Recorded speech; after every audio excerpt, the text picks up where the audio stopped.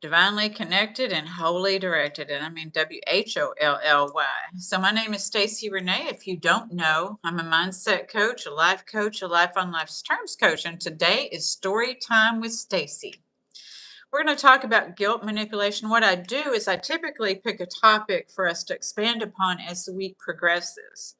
And so as the week progresses, we talk about the different phases of these things. And that's what we're going to talk about. I'm going to, for those who didn't get to join either Monday, Wednesday, or Friday, I will do a recap and catch you up. And then I come together with a story because a lot of people relate very much with a story more so than applying it to their own lives. They got this thing called denial. Don't even know I'm lying. So sometimes, people will look at, including, me too. Me too. When they first started telling me about codependency, I was like, that ain't me. But then as I started learning about codependency and my therapist kept sending me to the CODA group. Hello, Epic. Thank you. I'm glad that you did make it. So today we're going to expand upon the guilt manipulation and boundaries and how to stop self-abandoning. Because a lot of us, hey, good morning, beautiful. How was your weekend? Happy Father's Day to Mr. Ramon. Happy Father's Day to any of you out here. Hello, Ramon. I get to tell you Happy Father's Day myself. So yeah, happy Father's Day to those who are fathers, who played father roles, and those who, even if you're parents to fur babies and feather babies or whatever babies, we have our babies. So yeah, happy day. Happy day. So we're going to expand more on the guilt manipulation and boundaries and how to stop self-abandoning, because a lot of times we aren't thinking of ourselves. And so we talked about that this week. And so what I do for those who are new here or missed any of the meetings this week, I do a recap. You are very welcome.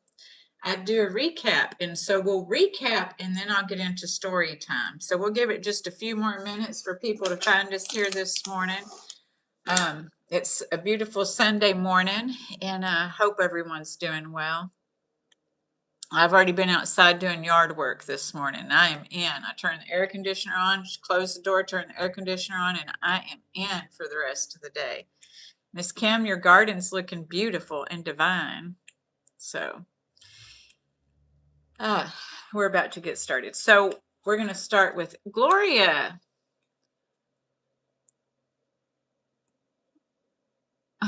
I don't know about all that.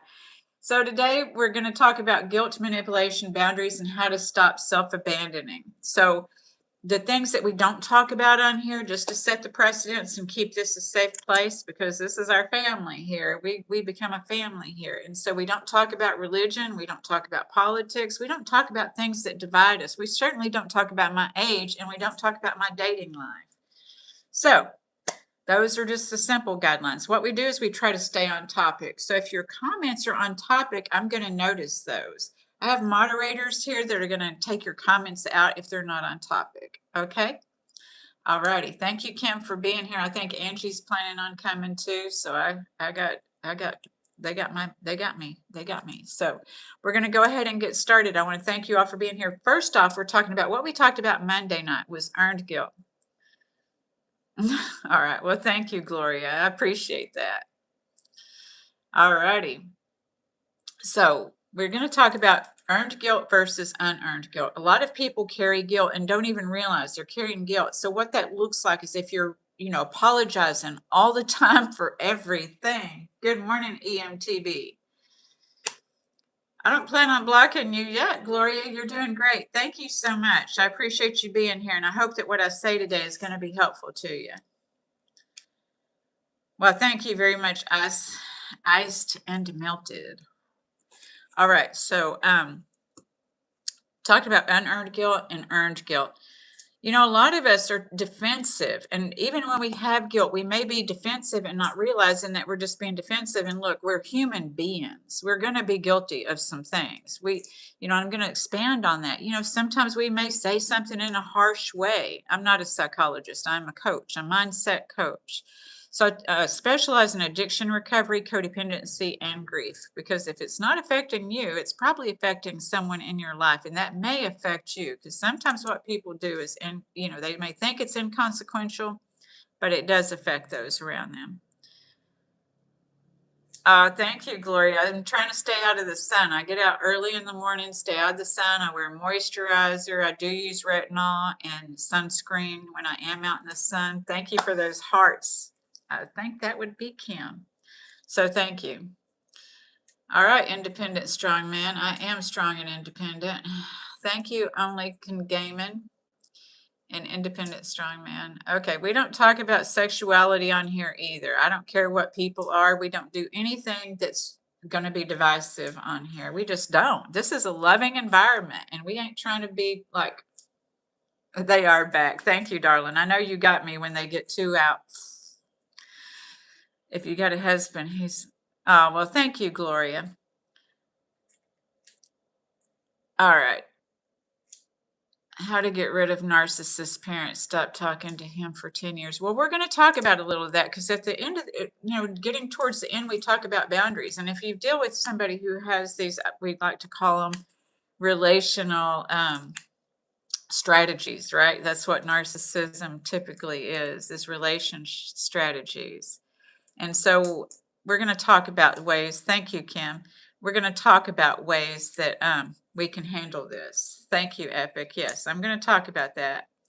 So, Mark, good morning. It's good to see you. I've missed you. So I'm doing the recap here. I know it's been a while. So I'm doing the recap because typically what I do is like Monday, I talked about earned guilt and unearned guilt. And then Wednesday, I talked about guilt manipulation. What does that sound like? Because a lot of this was learned language when we talk about relationship strategies or relational strategies. So what's the learned language of guilt manipulation? Because a lot of people don't even realize that they may be guilt manipulating people or that they are being guilt manipulated. So it's about knowing the difference between unearned guilt and earned guilt. What's guilt manipulation? What does the language sound like? And then we know through learning all of this whether we need to set a boundary, a loving boundary. Because I have a lot of people that tell me they get fed up to here and then they're just like, I'm going to set a boundary. But those boundaries don't typically work because they're doing it in anger and they'll get over being angry. But when we learn to integrate loving boundaries within ourselves and others, then that sticks.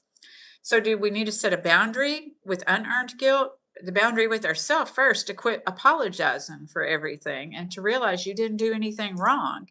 And then secondly, if we did do something wrong, because we're human beings and we make mistakes, then we need to make an amends, not just say I'm sorry, but to make the amends. So we're going to remove I'm sorry kind of from this. I mean, I'm not saying that if you bump into somebody, don't say I'm sorry. I'm saying that when you're in relationships and we keep doing the same thing and hurting people, or they keep doing the same thing and hurting us, that calls for an amends, a change of behavior, because just saying I'm sorry all the time doesn't change the behavior. So I'm going to get started, and I hope that this is helpful for you all today. I'll catch up the comments. Angie T, you and Kim are in the house, so I know I'm good today. Okay, good boy. Thank you. I'm not a university professor, dark horse. Okay, I have heard that. Princess Leia, I have heard that I favor Carrie Fisher. One person on here thinks I look like the bionic woman. And yeah, you have the same shirt like me? Okay. Thank you, Gloria. Hello, Kitty. Oh, well, I'm going to catch you all up if you're new here, so don't worry. Don't worry. Mr. Summerville, it's good to see you, Gloria. Ma'am, how are you? Oh, thank you so much, Dark Horse.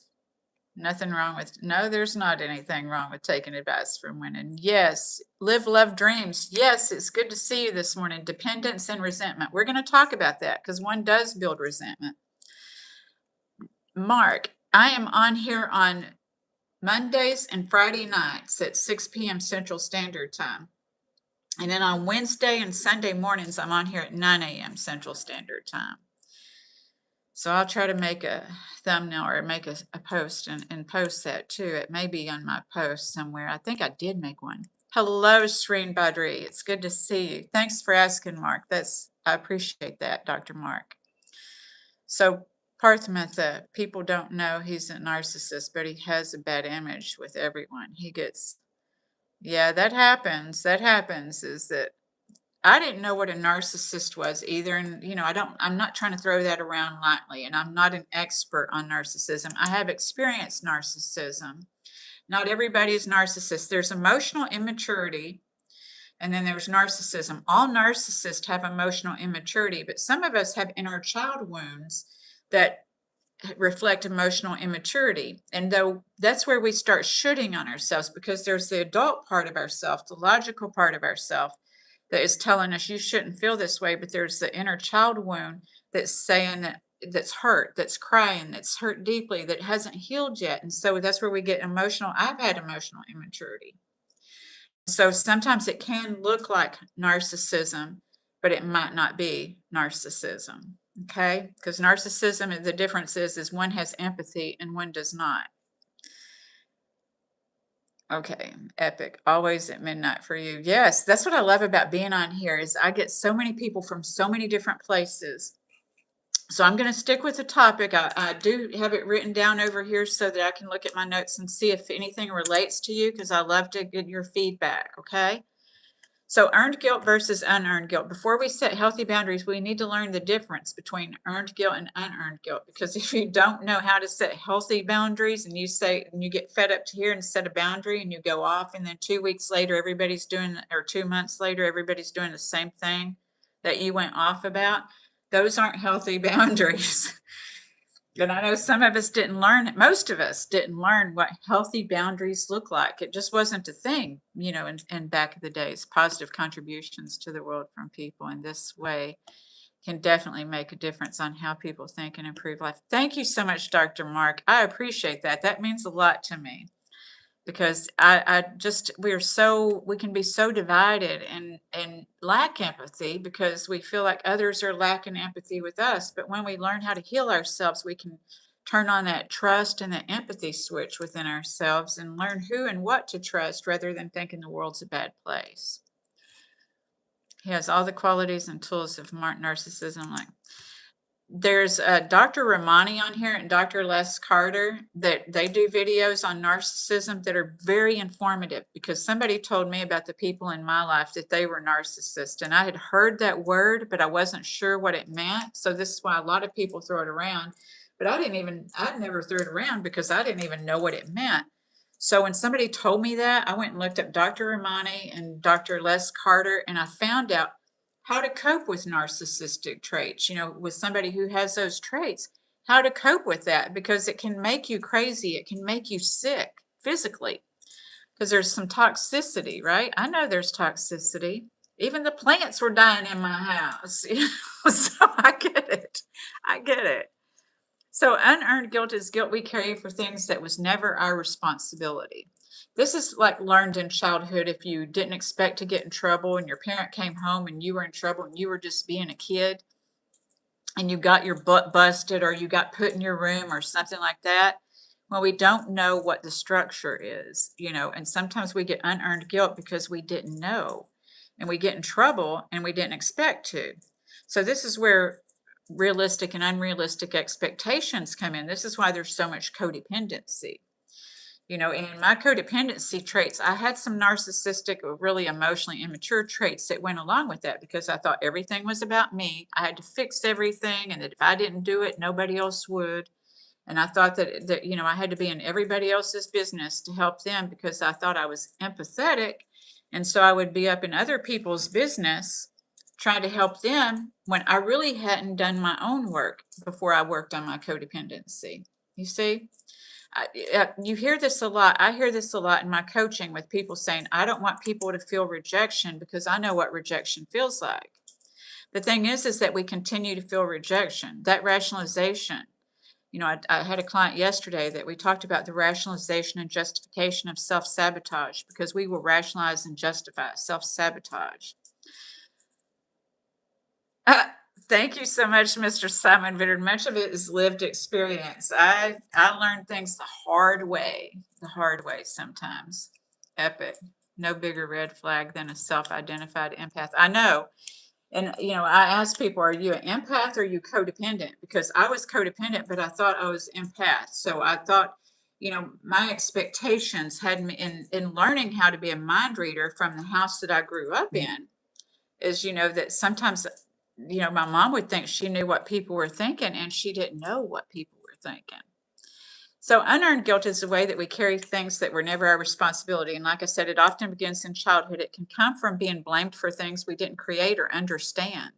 A lot of kids are blamed for things they didn't create or understand, or being placed in emotional situations that were too much for a child to hold. Sometimes our parents confided in us things. Good morning, Pam. It's good to see you, darling. Kim's here. Angie's here. Where the house is filling up, the fam's coming in. So sometimes a parent may have confided too much information in us. We didn't know how to handle the parent's marital problems or the parent's troubles. We didn't know how to handle that. And so if that was shared with us, then that's something that a child isn't equipped to do. Children are supposed to be children, and some of the children have grown up too fast. Sri Badri, I've never liked generating like narcissist, hedonist, chauvinist messages. I blame my fellow mates for sharing our gender, these monikers. I agree that there's, behaviors. These are, they used to didn't even have these. So this is the thing, is that they didn't even have these kind of terms so much. People didn't term it. And that's the thing, is we can learn from these terms, but we don't have to label. So I get it. We can learn from these terms, but we don't have to label, because people do change. I don't act in my codependency anymore because I had to learn, those survival strategies that what they were and how they were self-sabotaging. Angie learned everything the hard way too self-willed. I know, Dr. Mark. I have knew two narcissistic men who were very intelligent, actually. However, the most difficult aspect was that they enjoyed being narcissistic and refused to accept. Yes, yes, Dr. Mark. That's what I've heard. That's what Dr. Ramani says is, and I know that for me, when I was dealing with someone with those narcissistic traits, when I asked them, I was trying to work on issues with them, and everything that I said to them, I thought, we can read men are from Mars and women are from Venus. And then he told me that I was the man in the thing, that I was, so he turned it back around on me when I'm trying to even help us, get to merging. And so they turn it back around. So if you can't, I told people the other night, you can't even tell people that, honey, I think you have some narcissistic traits. Can we work on it? Because you can't, because they're going to say you have narcissistic traits. Even when you tell your partner you need maybe you need some medicine, when you notice that they go off and on, and on rages, maybe you need some medicine. They'll be like, you need some medicine. So this is what happens, right, Dr. Mark, is that everything gets projected onto you, whatever, so you can't even talk. You're right. They don't have empathy. And it's sad because they're victims at one time, and they've cut off the switch when they were. What the difference is that a lot of people have childhood trauma, but in someone with narcissistic childhood traumas, there's a switch that gets cut off in the brain. That's the switch that gives them empathy and stuff, and that switch is just gone.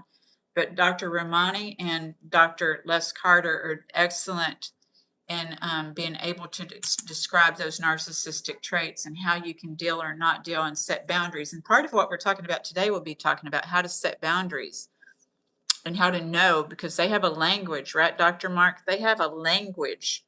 And sometimes it's, people say terms like crazy making and things like this, because it's a real thing. It's a real thing.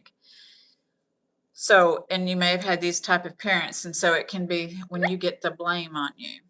So a child doesn't have the ability to understand the larger emotional context of the adults around them. So they have to conclude, because children are imaginative. And you know what? As adults, we're imaginative too, but unfortunately, our imagination goes to catastrophizing a lot of times. We're trying to navigate and strategize and anticipate the what ifs of life. And so a child, can't understand. So they think to themselves, something must be wrong with me. And some children are even told there's something wrong with them. So they grow up thinking there's something wrong with them, and they have to apologize for everything. So over time, this creates patterns where people feel responsible for other people's emotions, other people's reactions, other people's disappointment, and other people's expectations.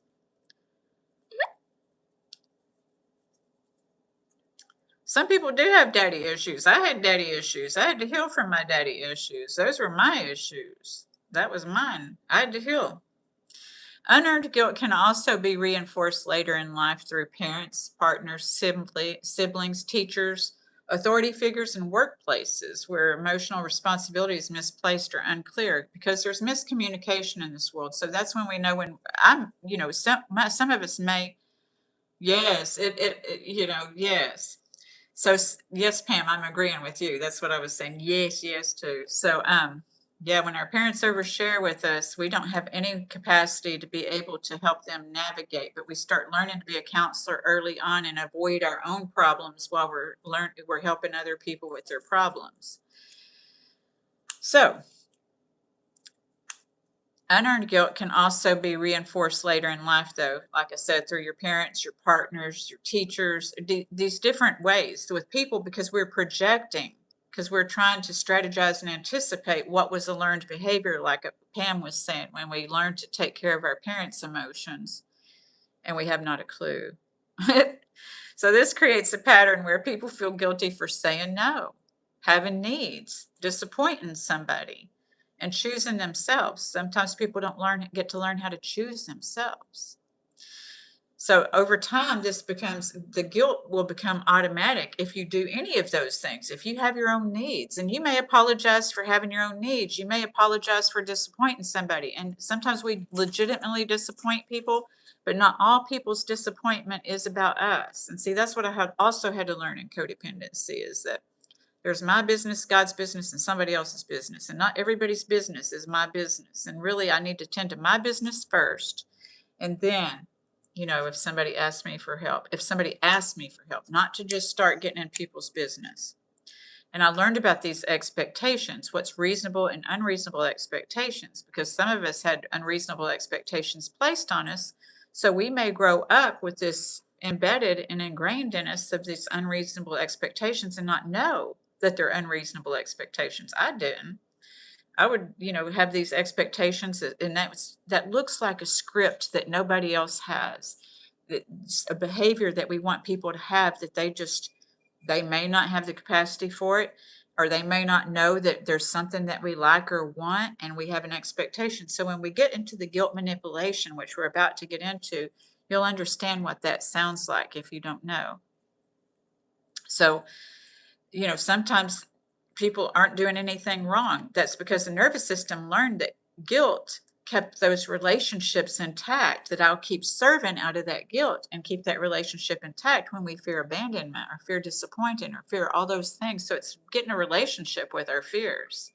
So earned guilt is different. Earned guilt is part of being human. We're all going to have some earned guilt. And here's the things is a lot of people are defensive of the earned guilt, but it comes when we actually act outside of our values or impact somebody in a way that conflicts with our integrity. So this might look like being dismissive. Some of us grew up where we were totally dismissed in our home, so we may think that this is a normal behavior to not sit still. I have a friend, that same one who gets mad up to here, and she says, I'm going to set boundaries then, and then it's the same story, different day. She will, like, I had to talk to her, and I typically don't say anything. She was complaining about a situation, and so it's a person, and she just walked off while the person was talking to her, and I'm like, girl, this person just wants your attention. That's all, And so I had to tell her, when she's complaining, she just wants your attention. So being dismissive, if you're walking off while people are talking to you, or people are walking off while you're talking to them, that's dismissive. Sometimes we have to just excuse ourselves, but not be dismissive. So sometimes people act out of anger, but sometimes we may accidentally be dismissive. These are things that we may accidentally do. We have accidents, which are mistakes.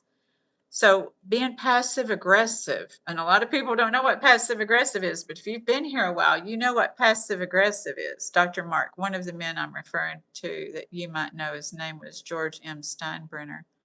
Oh, wow. I'm going to write that down to see who he is because I don't remember him.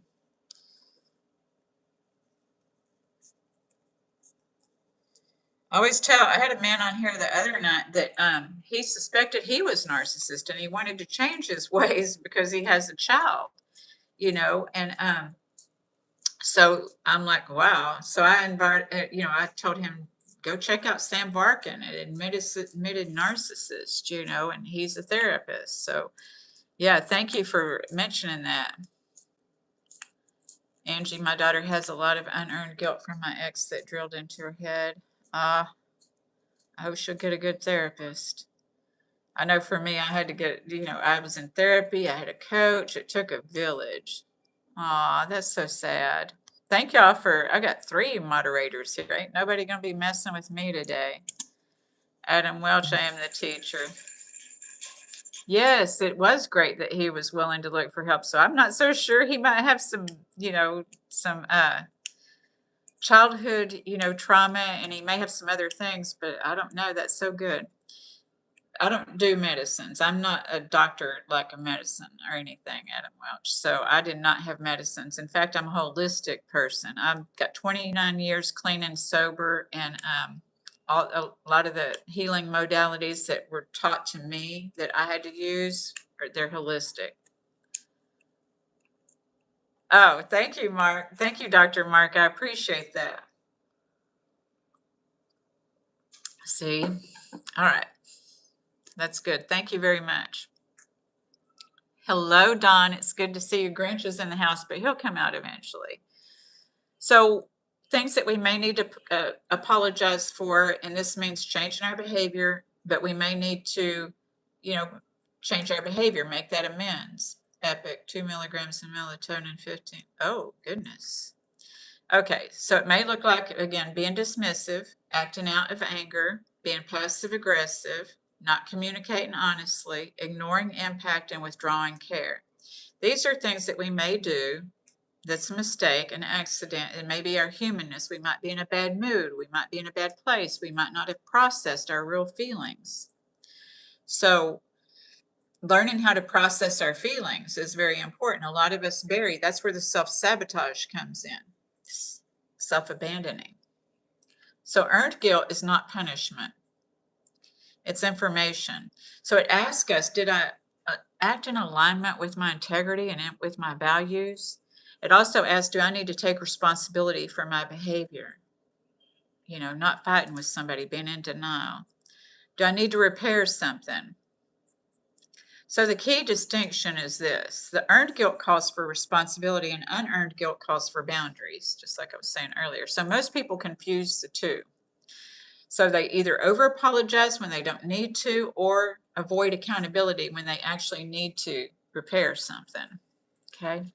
So part 2, guilt manipulation. If you missed part 2, this was Wednesday morning. So this is guilt manipulation and relational strategies. Good morning, Brittany. Oh, thank you, and Penelope. I appreciate your sharing. If this resonates with you, if you subscribe, I'd appreciate it. And if you feel like it's going to help somebody else, please feel free to share. So once we understand guilt clarity, we can begin to recognize something deeper. Guilt is often used as a learned relational strategy. So it's not always intentionally, it's not always consciously, but learned patterns show up like this. So y'all are getting to hear the patterns now. I have heard that business service, Brittany. Okay. So examples of guilt-based communication is this. Now, you might have heard this growing up and you might repeat it and, you don't realize how it works that way. So examples of it are, I guess I'll just do everything myself. Y'all let me know in the comments if any of y'all do this. No one ever helps me. After everything I've done, it's fine. I'll deal with it. And then sighing, withdrawing, shutting down instead of asking directly. Those are passive aggressive behaviors. These also can be narcissistic traits. I know that I've had those in my emotional immaturity before I started learning about myself and taking that relationship to myself. I did some of these things. I used to think some of these things. Some of it was learned behavior that I had heard, and some of it was, it's a reflection is what it is, but it can be a reflection turned to projection because we can spew it on somebody else and we haven't learned to ask ourselves, is this really true? So these are not always manipulations in the intentional sense. Like I said, it could be learned language, but they're often learned ways of trying to get needs met without direct communication, right? So they create pressure instead of clarity. We're trying to control somebody with this kind of language. We're expressing frustration, but we aren't expressing it in a healthy way. So absolute language, that's absolute language. It's important to notice words like always, never, no one, and everything. This language often signals emotional overwhelm. That's what it means, is I'm emotionally overwhelmed. So noticing our language within ourselves, but also when someone else is projecting it, then we can maybe be compassionate. We don't have to subject ourselves to it, but being compassionate. So instead of becoming defensive, we can pause and recognize this person is struggling to express a need directly, right? With those absolutes. And this always allows two things at one time: compassion for the struggle and clarity about boundaries. Okay. We do not have to take on the emotional responsibility being projected. Okay. We don't have to take it on. So the pause changes everything. I am close to my mother, and my father has passed away 24 years ago, but we were close before he passed away. But we had a volatile relationship growing up. Yep. So the pause changes everything. Before reacting, we ask, is this earned guilt or unearned guilt? Am I actually responsible here?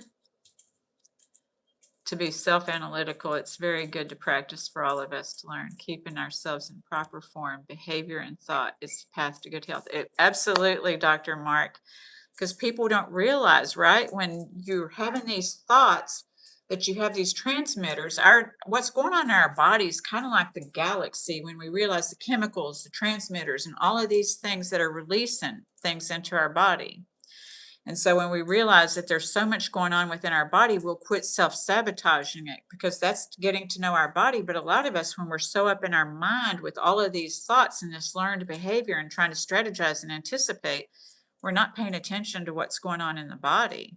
And this does that. All these things affect our central nervous system, our autonomic system, nervous system. And so the chemicals being released, but also affecting our breath, our heart rate, and our digestive system. All those releases do affect your digestive system, inflammation. It's okay, Trey. It's good to see you today. Thank you. Thank you, Dr. Mark, for that. Thanks, Trey. So the pause teaches us to create space between the emotion and the response. So part 3 is the boundaries without self-abandoning. Once we can distinguish clearly, we can begin to respond differently, because nothing changes if it doesn't changes. Like my friend that has had it up to here, it's the same story, different day. Dr. Mark, I myself am a very meticulous person. I'm a perfectionist. However, I learned that the world is not perfect, and I'm not perfect. And I'm from these thoughts, better things are. Yes, yes. Thank you, Dr. Mark. Exactly. And even perfectionism is something for protection, right? Is we're trying to protect ourselves with perfectionism. And it's that fear of being wrong. I talked about the fear of being wrong the other day, because it can paralyze us, that perfectionism, or it can have us having these expectations that other people are going to be like that, and they're not. So once we can distinguish guilt clearly, I thank you so much for that, because I always tell people the best journey we can take is that to ourself, and it does affect your cells and your soul, but it's about digging that stuff up our soul that we thought we had to know, or that we thought, because people are afraid. That a lot of people walking around defensive and don't even know they're walking around defensive. So if it's if it's earned guilt, we can take responsibility, we can acknowledge, we repair, and we communicate honestly. A lot of people who have earned guilt will just like ghost people, right, for a while. This is what happens, is a lot of times they don't know how to apologize. They don't know that it's okay to be them, that we all make mistakes. Maybe they got chastised terribly as a child, for making mistakes. Maybe those expectations were way up there. But when we can acknowledge it, we don't have to run away from people. and then just come back. But if you're the person to come back to person, just know that an amends doesn't mean we're going to go away for 1 or 2 weeks and then allow them to come back in and say, hey, I missed you. And then just, it's going to be solved because, again, same story, different day. Who wants to create the same story, different day, right? So nothing changes if it doesn't change. So you might have to set a boundary with somebody who does that, who has earned guilt, who legitimately does something to hurt your feelings. And they may project it onto you that it's your feelings that are hurt. They're just them. And, there's a fine line there, because if we're trying to project our feelings and have somebody else heal us, that's not going to work either. So this is why we call for the pause. I'll take a drink now, Dr. Mark. So if it's unearned guilt, this is what that looks like. Unearned guilt, we set a boundary, not with punishment, not with ultimatums, not with defensiveness, but with clarity.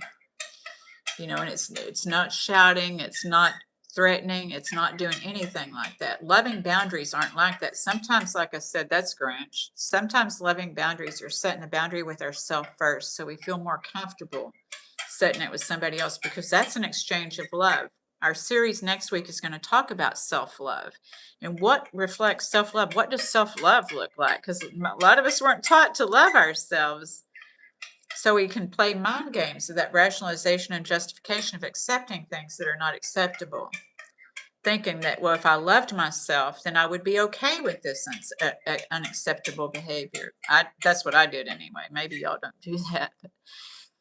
Here's some examples of loving boundaries. I hear that you're upset, and I'm not able to take responsibility for that feeling. When somebody starts saying those always and nevers and those absolute comments, Or here's another way. I'm open to talking about what you need, but not through blame. See, if somebody's blaming you, you always, and that, and people will sometimes be, that's how they learn to communicate. So, I'm open to talking about what you need, but not through blame. Here's another one, is I'm willing to have this conversation when we can speak directly. Because if somebody's blowing up your phone with all these texts that are nasty, or they're, trying to yell at you on the phone, keep calling you over and over, yelling at you, I'm willing to continue this conversation. We can talk directly, maybe in a public place if they're prone to have rages. And then you really need to set boundaries. That's the deeper thing. And then another one is, I understand you're disappointed, but I'm not going to change my decision from guilt. Because people may have a fit when you choose to think of yourself. If you've taught them that you don't think of yourself, when you start setting loving boundaries, you might get some pushback, because that's going to be new behavior for you, but it's also new behavior for them. They're not going to all of a sudden say, you're setting boundaries. They're going to be like, what? So a boundary is not rejection. Many of the people that I work with are afraid that a boundary is rejection. It's clarity. It's clarity about what you accept and what you don't accept. And so it's not saying that you have rules. It's just, if somebody's hurting your feelings consistently, and I talked about that, we hear that saying about the fence and the nail in the fence. You can pull the nail out, but the pain is still there. Dr. Mark, perfectionism is something that people acquire from either their childhood or being a musician or sports person, and practice and practice and practice. That is it. I agree. Practice and development. I thank you for putting it in that context. Yeah, because practice and development. That's what I always tell people. And that's even setting boundaries, as we have to practice. I often encourage my clients to practice setting boundaries with me, because it does feel uncomfortable life is a series of practice and development. Yeah. Practice and practice and practice, because Michael Jordan, he says he didn't get a lot of baskets before he did. Everyone who's, like you said, sports and music, it's just practicing it. It don't just come like that. So a boundary is not rejection. It's clarity. What's mine and what is not mine. Knowing the difference, So here's our story. Y'all ready for story time? Here's the story. So let's take a deep breath, all of us together, before we start the story so we can get focused and see if any of this is relatable to us. This story today is just one story. It's about a couple. And so I do couples coaching and counseling. So we're going to, John London, you are just in time for story time. I'm glad that you made it. I know that we're all glad that you made it. I want to thank you all for being here and for all your comments, because I appreciate it. Good morning. Good morning, John London. So this is a relational story. This story is about Sarah, David, and the family system, okay? So you may not be there. I'm not in the family system right now. Hey, Pam. But here we grow. Here we grow. So let's take a deep breath in so we can get focused and release. We're just going to do 3 of these. Breathe. And release. One more, and then I'm going to tell the story. Breathe. And release. Thank you so much, John London. I appreciate that because I know it's way early in the morning where you are. Dr. Mark says good morning to everyone and happy Father's Day to all you guys out there. All right, here we go. Y'all ready for this story? So Sarah and David have been married for 12 years. I'm in line at Trader Joe's to get the 4 pastel. Very cool. Very cool. So Sarah and David have been married for 12 years. They both work outside the home and they're managing a household that includes a teen living with them. I saw those bags the other day on your live. And David also has an adult child who's out of the home, but still observant of the family system. So from the outside, things look functional, but inside the home, there's a deeper communicational struggle. So, but looking functional, the house looks meticulous and everything on the outside. Cool wizard. Okay. Costco, everyone's at the place to be, Costco and Trader Joe's. It's a good time to get there, though, to avoid the crowd. So inside the home, there's a deeper communication struggle. Both Sarah and David are not consistently experiencing each other as individuals. This happens like 12, 13 years of marriage, right? People don't individualize each other. They may even think the other person is against them. I've seen this before, So Sarah and David are not seeing each other as they are. They've learned these roles. Instead, they're interacting through learned relational roles. Sarah is often seen as the wife, the mother, the one who manages the home, the one who notices what needs to be done, and the one who carries the emotional and logistical responsibility.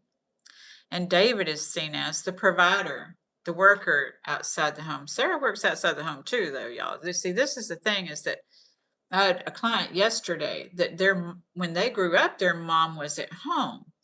And so the mom did everything in the house. We had these roles growing up sometimes, and some of us perceived that was going to be the role, is that the mom does everything and that the husband works all the time, and that men were taught to have, it's the bags, right, Pam? It's the bags. Rodolfo, I bet Sarah's as mean as a snake. Well, she probably has it up to here. A lot of women do, and a lot of men are feeling misunderstood too, because it's a lot. So I'll get back to the story. Thank y'all for sharing. I think it's bags, Dr. Mark. Costco, I've got some Costco bags here in Mexico from not Costco, Trader Joe's. So David is often seen as the provider. He works outside the home, and the one who's responsible for the stability and the structure, and the one who expects things to function smoothly, right? As he's working, so over time, both begin to feel unseen in different ways, unsupported and unseen. Sarah feels the pressure and emotional weight because it feels like everything is her responsibility, and she begins to feel like she's silently silent suffering is what I told Chat GPT, because I was fighting with Chat GPT for 2 hours last night to format everything like I wanted anyway. I could have written it, and not use their assistance. I like them to put it in order for me. I write everything and then put it in there, and it's supposed to put it to. Back to the story. So she feels like everything's her responsibility, and she begins to feel like she's silent suffering, carrying more than is acknowledged. She longs for simple moments of recognition, not as a role, but as a person. She wants people to remember who she is. Before she was a mom, before she was a wife, she was a person. So she noticed when she's carrying groceries that, no one offered to help her. She's carrying groceries in the house and everybody's just going on about their business. Where if it were a stranger and seen somebody carrying the groceries, they might be more willing to help them. I've seen that happen. Just a hint of levity is being married 12 years a positive aspect or punishment. I know, Dr. Mark, the struggle is real. It's real. Thank you. Yeah. Yeah. So, she noticed that she's carrying in groceries. Nobody cares. Nobody offers to help, where maybe they help people at the grocery store. I've had people offer to help me. Familiarity can breed contempt. Yep. So, someone offering to help without being asked, somebody just seeing her do something and saying, hey, do you need help with that? Would being seen and acknowledged in everyday moments, see, ask how her day is. How's she feeling? How's she doing? David, in his way, also feels unseen. He feels like he's doing what he's supposed to do, but it's not always acknowledged or appreciated in the way he expects. At times, he may respond with frustration and disengagement, or dismiss the weight of Sarah's communication because he experiences it through responsibility and function rather than emotional connection. Right, Dr. Mark? Familiarity. Jealousy does, yeah. Yep. Yep. Because everything has the negative and positive, right? So this is, disconnection is really what's happened with both of these, John London. Like the leaning tower of Pisa, such relationships could be falling slowly. Being seen is so important. It is so important, learning how to communicate. But here's the thing is like, Pam and I were saying, if you grew up in a family where a parent, communicated with you more than they communicated with their spouse, we didn't learn to communicate in a healthy way, honestly. We'll learn it later. I'm not saying that Pam hadn't learned it. I'm not saying that I hadn't learned it, but sometimes there's people who didn't until people do get fed up and realize that the other person, that nothing changes till it changes, and change begins with us. That's where the change begins. So at times he may respond with frustration, disengagement, or dismiss the weight of Sarah's communication because he experiences through responsibility and function rather than emotional connection. Maybe the absolute language, right? So the teen in the home observed this dynamic. Like I said, like Pam and I, we learned that, to sound off or whatever, that we were the sounding board. So at times the teen reflects or reacts to the tension, even aligning with one parent, being triangulated with one parent, or making light of the other situation, and they're even learning to manipulate through the disagreements there, right? So which further reinforces the relational pattern. The adult child outside the home also comments on the dynamic, pointing out when his David's adult child comes over. Good morning, Jen 2000. So when David's adult child comes over, they point out that they say this. They're like, the adult child outside the home also comments on the dynamic, pointing out how the teen is learning what relationships look like by watching how the adults communicate. Over time, the pattern becomes Sarah feeling unseen and over-responsible, David feeling unacknowledged and misunderstood, communication becoming role-based instead of person-based, and frustration increases on both sides. It is hard for everyone in those triangle, and a lot of people carry that into adulthood. They see that in childhood, and so this is how they learn to communicate, is pitting people against the other one, learning to esteem themselves by doing that, right? That's the way of being important. So that's how they learned how to be recognized, is if they can be above somebody else, and sometimes that comes with language. Sometimes, we used to have my grandparents and everybody. My dad had some sisters, and my dad was the only boy. And so we had a lot of arguments at that round table. And there was always somebody in trouble. Somebody was always in trouble. And guess what? In my adulthood, there was always somebody in trouble in our house, too. So there doesn't have to be anybody always in trouble. People are people, and they're who they are. Dr. Mark, are you still here? So, right? So not because one person is wrong, but because the pattern's not working. They eventually entered coaching, because they understood the pattern's just not working. So in coaching, they begin to learn how to recognize when guilt is earned versus unearned. Because maybe they're just being, sometimes people say, and even in, it's hard to tell, am I being sensitive? Because if you are dealing with somebody with narcissistic traits or emotionally immature, it's like, am I being too sensitive? Because they're going to tell you you're being too sensitive. And this is where we don't trust ourselves, because we start thinking, am I being too sensitive? And maybe we are. This is why we have to apologize, and realize and reflect, is this about me? Or am I not being too sensitive and this person's really being a jerk, right? They're really not acting in a nice way, because there are people who are going to tell you you're being too sensitive when you're not being too sensitive. And sometimes we are too sensitive when we have unhealed wounds. So we have to heal our wounds rather than get upset and then make up with the person just saying, okay, I was wrong. That's unearned guilt. Does anybody relate with that? That's it explained. Because a lot of people, I can say unearned guilt all day, but that's why I'd love to give the examples, because I've lived these examples a lot of times and had to learn it myself, what's unearned guilt and what's earned guilt. So how to pause before reacting. When I started therapy, that was one of the first things that I learned, was how to pause before reacting.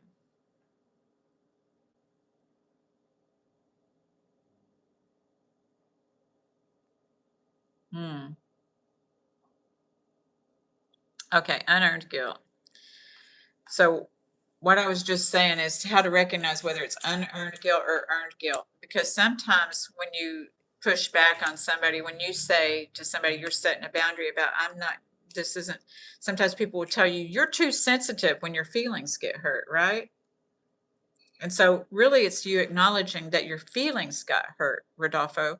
So when we acknowledge my feelings were hurt and we process that and pause, we're able to say, was I really too sensitive, or is this person really being mean? And then sometimes we have to realize, did they say what I thought they said? Because our processor in our mind may have a wound that's unhealed, and we might really be being sensitive, So the wisdom to know the difference between earned guilt and unearned guilt, because sometimes people, when you try to express yourself, they may say you're just too sensitive. And that's not necessarily true. It might be. And this is where we know the difference between an earned guilt. We know how to make an amends. We say, oh, okay, begin at the beginning. What are the feelings? I don't know, Mr. Boston. And the other thing is people talking over each other. Yeah, that's the communication is not good, Mr. Boston, when they're talking over each other. Okay, Dennis, we don't talk about politics on here. We aren't about dividing people. We're just about learning here how we can feel better about ourselves and others. This is a humanity. So helping us to heal. You're welcome, Rodolfo. So earned guilt is guilt that when we've done something wrong legitimately, we might have yelled at somebody when we were frustrated. And then we just say, I apologize. I was being sharp with you and you didn't deserve that, And there may be somebody who yells at you when they're frustrated. If they blame you, that is unearned guilt. That's unearned guilt because you do not deserve to get blamed because somebody yells at you. Because as adults, we learn to set boundaries where we're not being yelled at each other. The boundary with ourselves that I'm not going to be yelled at or yell at anybody because we're adults.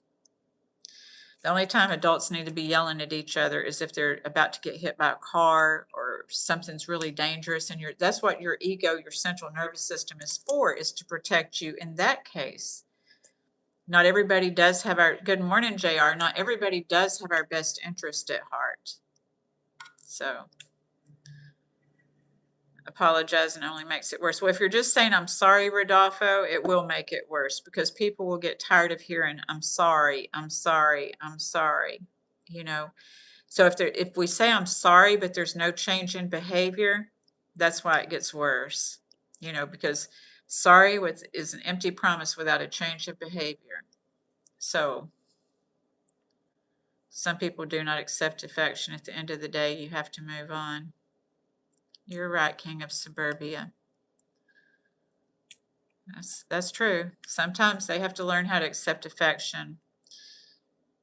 It's true. It's like some people, maybe as children, they weren't held or hugged or nurtured, you know, and it's sad. So learning how, because a lot of people, that's the language of love, right? Is being held and nurtured. But sometimes people are trying to hold and nurture people and they're pushing them away and then saying, I want to be held and nurtured. So back to the story. Okay.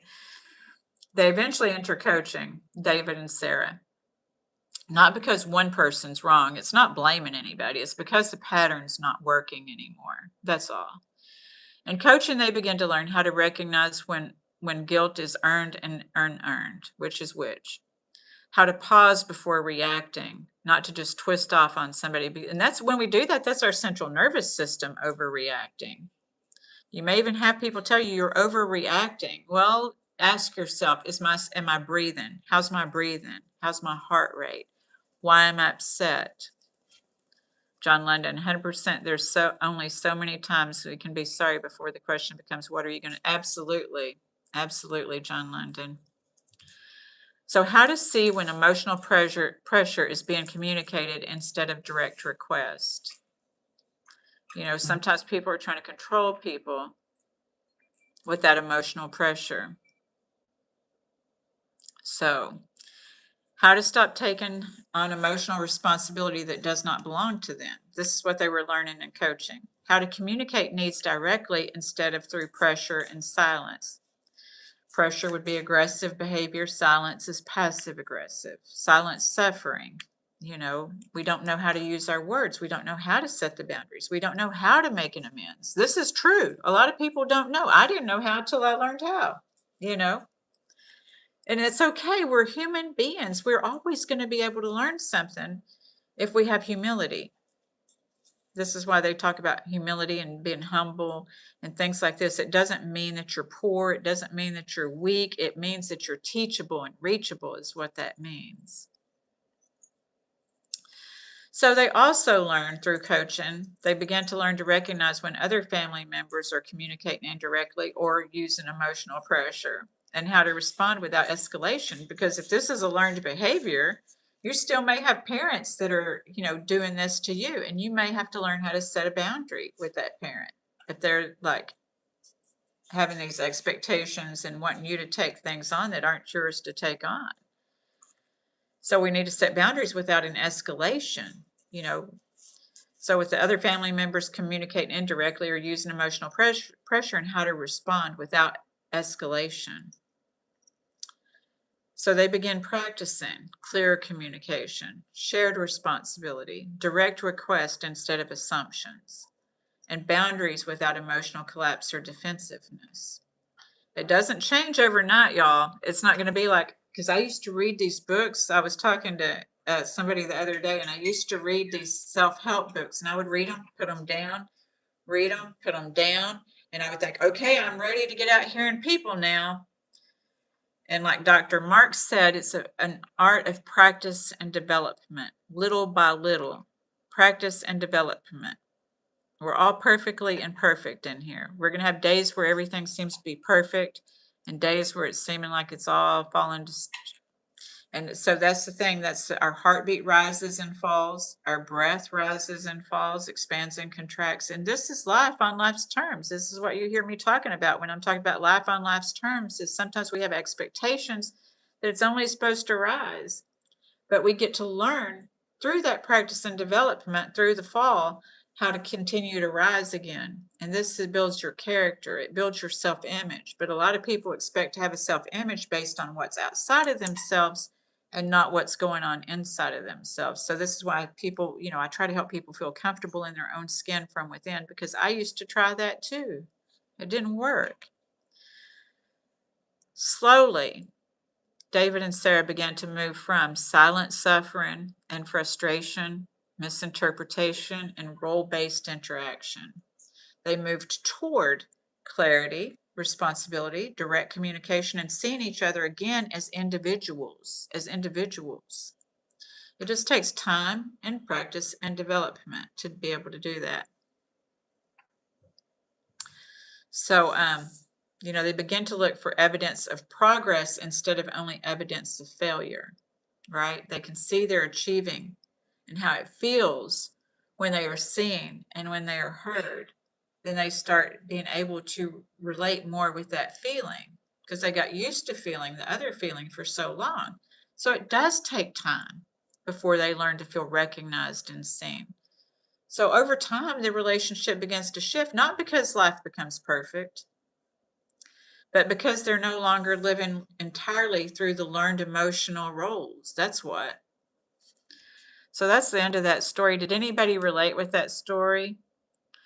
So I'm staying on topic because there's people here that want to, the topic of the story, and we can get lost. So closing integration thought is for us to integrate this into our own lives, okay, is when we can distinguish earned guilt from unearned guilt, we stop collapsing into responsibility that's not ours. We stop taking responsibility for every little problem that's around us.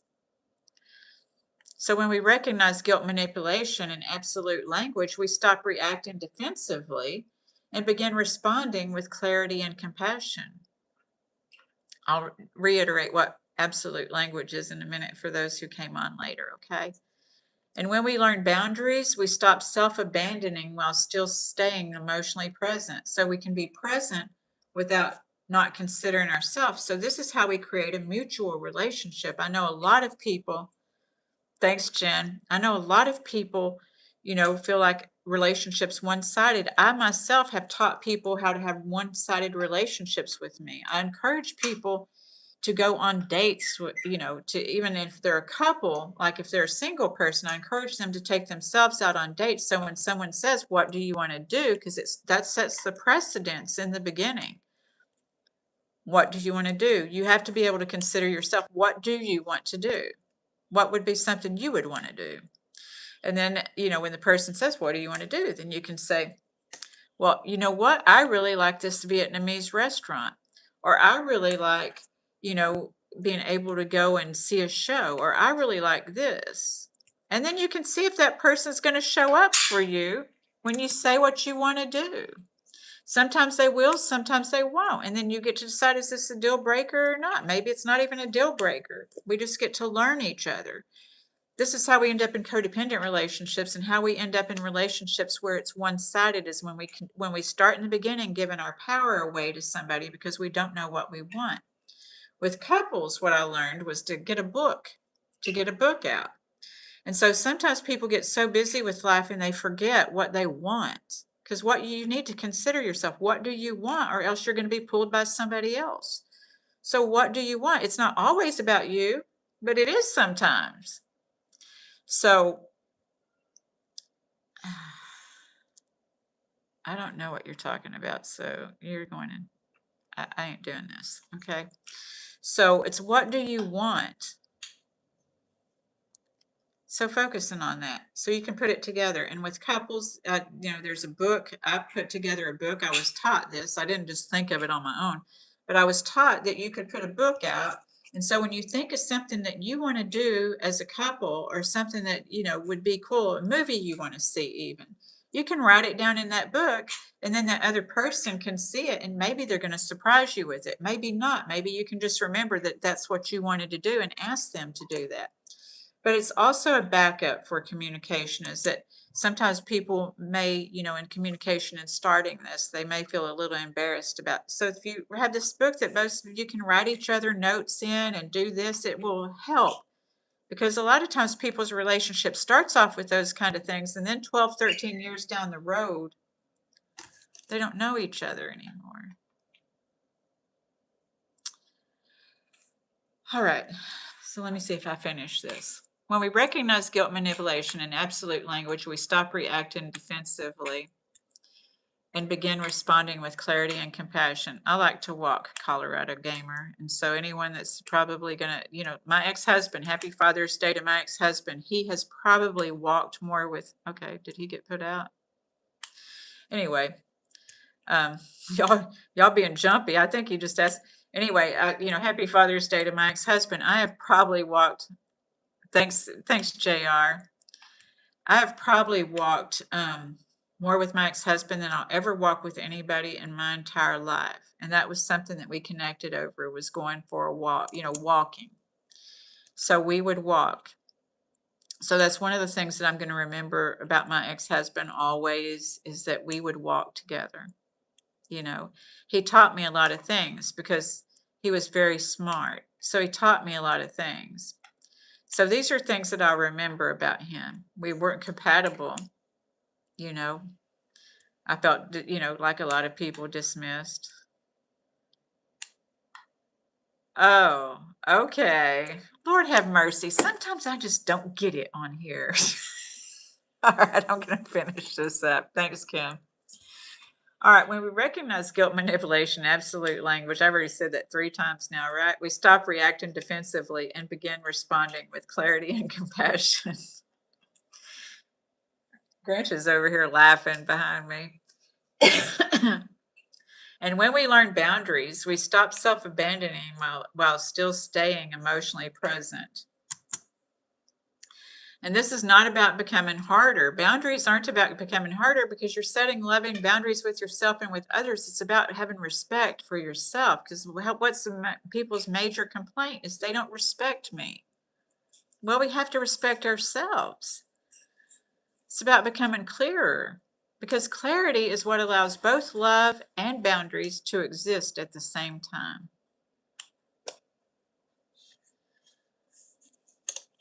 $60 on the dice? I don't know. A lot of women gain a lot of things from divorce. Sometimes it's just peace. Sometimes it's just peace. Sometimes they get money. Sometimes they get, there's so much. So that's not what the topic is about. So was this helpful to y'all today? Was it, JR, thank you for letting me know that it helped you break it down. Marriage is a business contract. Well, we would hope that it would be more than a business contract. Solitude. Thank you. Yes, JR. We can get some solitude from, yeah. My glove. Greetings. How are you this fine day? So I want to thank you all so much for being here. I hope that this has been helpful. If you feel like it is helpful, then please feel free to share it with somebody else that you think it might help. But just, Don, I thought being liked was important, but them respecting you if they don't, not on you. Right. Not everybody's going to like us in this lifetime, and that's okay. I'm glad you're good, McGlove. Not everybody's going to like us, and it's okay. Hopefully our spouse will like us if we're married. Hopefully they do. There's going to be days where they don't. There's days where we don't even, when we may not like our parents or our kids, but we're always going to love, right? That's what we always say is, I love you. I'm not liking. And usually it's this, not really them. It's, I don't like this behavior, this action, this attitude, these things. It's not the person. So, but there are going to be people in this life that we like and that we dislike, and that's okay. You are so welcome, JR. Thank you for being here. Thank you all who have participated today. Rodolfo, this guilt manipulation thing is on time for me. I have a family member who's done that for decades, but not speaking to me now because I've taken on her responsibilities, but I'm not doing enough. When you have people with narcissistic personality, I know that we talked about that earlier, you will never do enough. And if somebody doesn't love themselves, you're never going to do enough. A lot of people try to rescue people who don't love themselves. I know I used to, and my codependency is like, oh, they don't love themselves. And unless you're in a 12-step room, because I've been in the 12-step rooms and they loved me enough so I could love myself. When I had it, I have 29 years clean and sober. I have some years with the codependency. I have, years of being in a fellowship. And people will love you till you can love yourself sometimes. It's about learning to trust, because the thing is that we don't trust people because of what the behavior is, but to learn trust, we have to trust people. Right? Well, Jay-Z, like the rapper, you could go somewhere else where there's not talking if you don't like the talking. But anyway, y'all ready to breathe, darlings? How was this for your Sunday? And I'm thankful. Thank you for life has a weird sense of irony. Yes, it does, my glove. And I want to, if y'all resonated with what I talked about this morning, please feel free to please subscribe to this channel.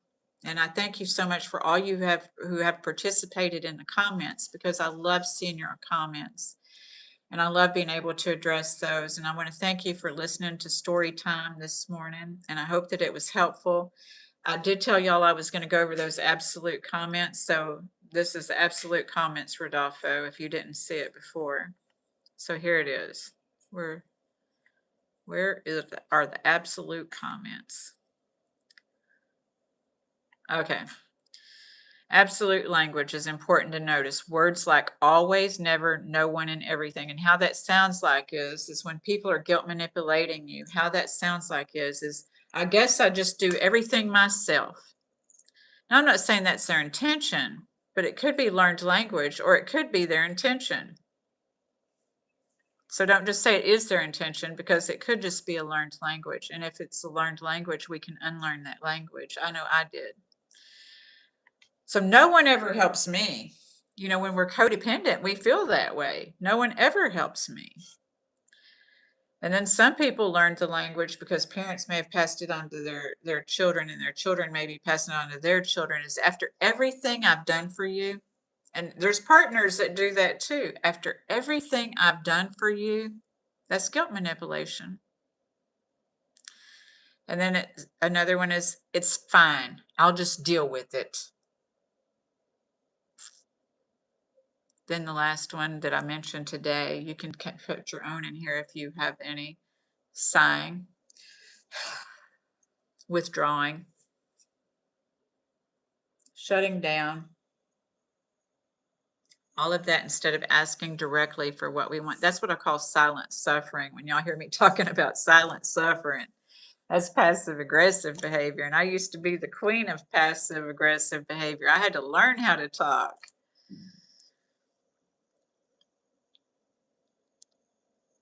All right.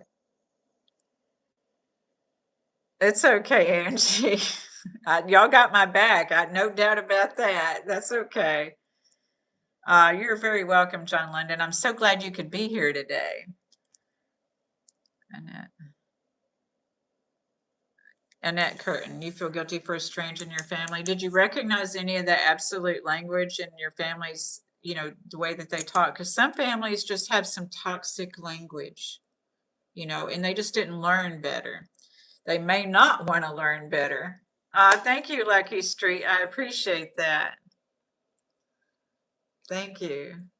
Yes, JR, we are. Thank you, Ramon. One could be, I'm afraid of saying the wrong thing. Yeah. Yeah, there is that sometimes people shut down, afraid of saying the wrong thing. And I think that I had put that actually in my story, Ramon, but I was fighting with ChatGPT. I told him the story, and I just wanted them to format it for me, is all. I just wanted them to put it in format.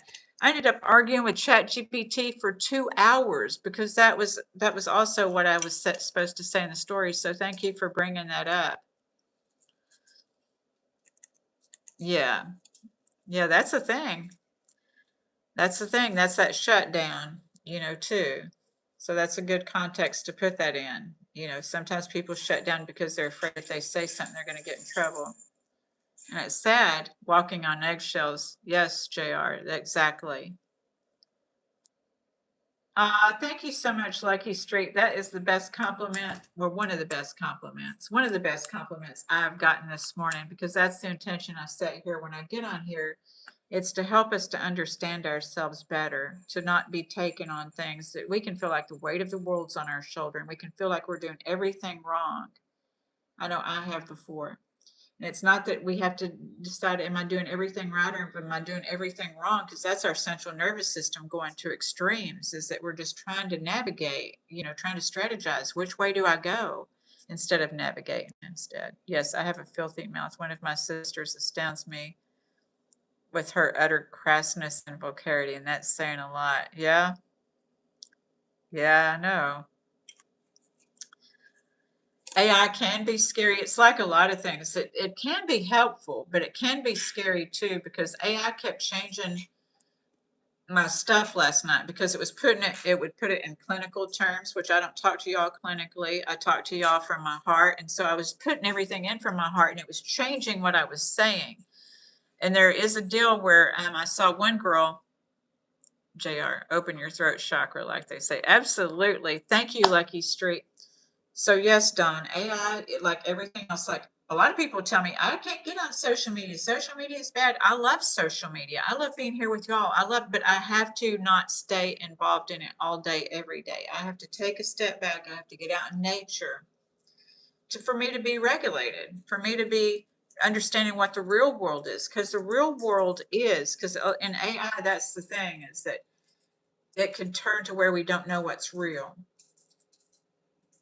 I've heard it uses, in Texas, Aaron Brockovich went to Texas because they're building a lot of the data centers. And apparently it does. It makes a lot of noise and it causes problems with the water. Lucky Street, I'm actually from England and I find it hard to be positive about Americans, but you're clearly a good one. Well, thank you, Lucky Street. I appreciate that. Yeah, because I'm actually down in Mexico, Lucky Street. I'm glad that I don't have to be in the energy of America right now. Honestly, there's a lot of great people in America, and I love America, but there's a lot of energies in America right now that are not pleasing. you know, and it's hard to escape it. But I'm down near Cancun, Mexico. I live the best life. That's why I'm a life coach, a mind coach, because I help people also live their best life too. I hope. I hope that's what I do. So, yeah, that I can't control the way that things are. And I plan on getting to Europe. That's going to be my next stop, Lucky Street, is I'm going to Europe. Hopefully, I'm going to move there next year. I'm looking at moving to Spain first for a couple of years and then moving to Italy. But we're going to see. But I'm going to do a lot of traveling around Europe. I can't wait. Kim, America is so divided right now. It's terrible. I know. And when I was in America before, when this happened, you couldn't even go to the gas station without somebody talking about the events. And so if you didn't agree with them, oh my gosh, oh my gosh. So let's not get too wrapped up in that, y'all. Let's do some breathing. How about that? Because just staying in the day. Get yourself out in nature if you can. Social media stole our children and robbed them of childhood experiences. AI will probably do us in and make us morally bankrupt. I hope not. Yeah. I am so glad that, like, in 10 years, I plan on being semi-retired and not being on the computer as much, being more in nature. I want to do some traveling and see some things that have been there for years and years. AI and the computer, they haven't been here for years and years. That's what I love about getting to go to Italy, is seeing the old buildings there, seeing the history. There's so much beauty in history that didn't have anything to do with what people are focused on here. Lucky Street. We live the good Americans and we love the good America. You're always welcome. Thank you so much. I look forward to getting there. I do. I'm sitting near beautiful Cancun right now. It's very nice down here. Miniature Spain, Germany, France, Italy, and England are destroyed. Well, I don't know about all that. There's a lot of places destroyed right now. but there's also a lot of places that are beautiful. We have that, and it's about what we choose. And that's what I promote here, is about being able to be comfortable with your choices.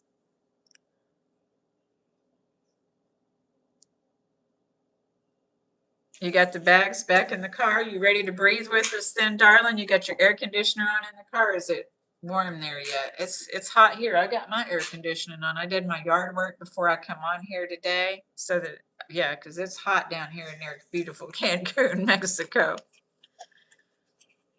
All right, y'all. I want to thank you once again. Please subscribe if you haven't subscribed to this channel. I'm going to be back here tomorrow night. Tomorrow night, I'll be back here. And we're going to be talking about, my topic this week is, I want to do self-love or self-sabotage. What? What? So that's what we're going to talk about next week, is it self-love or self-sabotage? Because a lot of times, I know that I was guilty. I would be self-sabotaging and think that I was treating myself. Anybody else? All right. So let's breathe, darlings.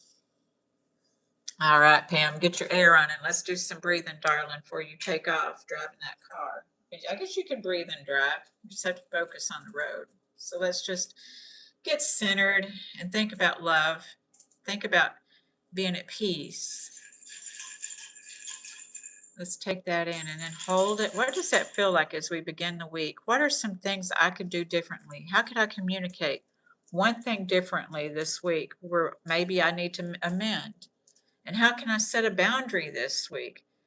How can I practice listening and pausing and knowing what is unearned guilt and what is real guilt? And how do I, with unearned guilt, set a boundary, a loving boundary? And with earned guilt, how do I make an amends? So I regret my behavior. I regret shouting at you. I regret pulling away from you. I regret doing this, and I'd like to make it better. Can we do it again? Can we start over? You know, one time I didn't like a date. I had to tell a boyfriend or a guy I was seeing one time, and we had a Valentine's Day fiasco. I didn't feel like he put much effort into it, and I kind of threw a fit, and I had to ask him if we could have a do-over. So I was not pleased. So here we go. We're going to breathe and know, just be still and know. I love that saying. So let's just be still and let our mind get that divine mind, instead of trying to overthink everything or strategize. Just be. And then just breathe, darling.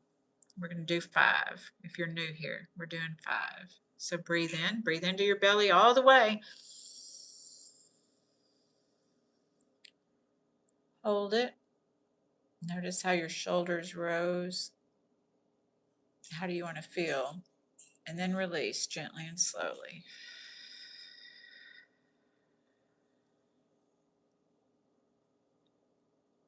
Breathe in.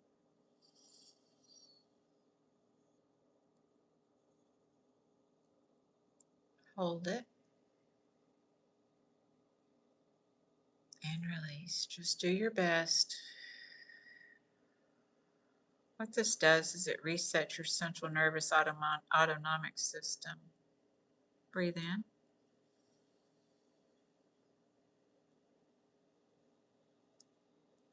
Hold it. And release.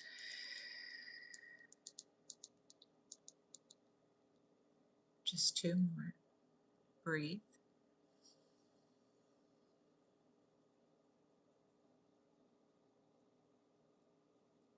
Hold it.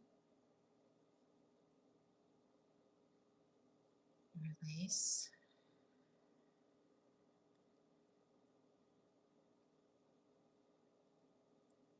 Last one. Breathe in.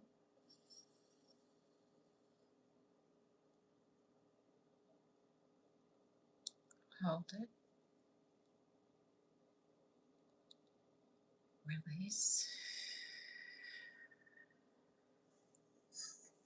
How y'all feel? How do you feel? I want to thank you all for being here. I especially want to thank Kim, Angie, and Pam, those who kept us on track today. I thank you so much. I want to thank you all who commented in here today. Thank you, Jen. I'm so glad that you came back again. And I look forward to seeing y'all tomorrow night at 6 p.m. Central Standard Time. And we're going to distinguish between self-love and self-sabotage and how we can do that. How do we do that? All right. So have a super Sunday. All right. Anybody got any big plans today? It's 70 now, high is 92. Then we get back into the hundreds. Oh my goodness. 70 is perfect. When I go back to Texas, you are very welcome, darling. When I go back to Texas, thank you. When I go back to Texas and it's 70, I'm cold now because I'm used to being down here in Cancun. Bye, Jen. You have a good day too. I hope to see you tomorrow night. Okay, darling? All right. You are very welcome. This is my new act.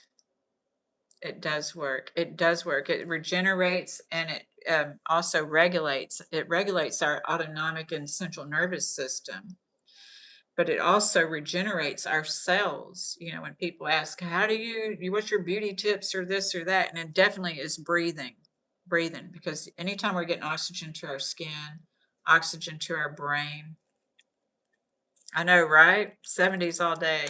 We're doing good when we can get that oxygen, and it's a free gift. We take advantage of it. We take it for granted. You are very welcome, Jen. All right, y'all. I will see you tomorrow night, okay? All right. Thank you so much. Love y'all. Appreciate you. Have a great Sunday.